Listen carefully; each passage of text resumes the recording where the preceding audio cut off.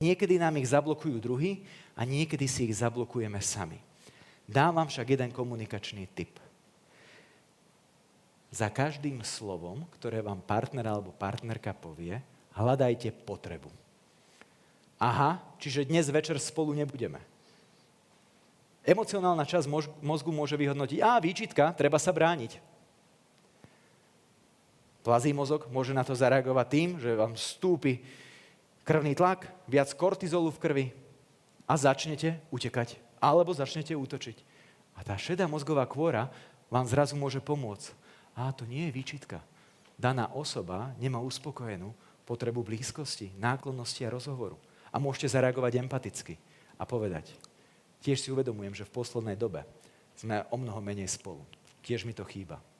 A chýba mi to preto, lebo ťa ľúbim. A vnímam, že už sme sa dlho na túto tému ani nerozprávali.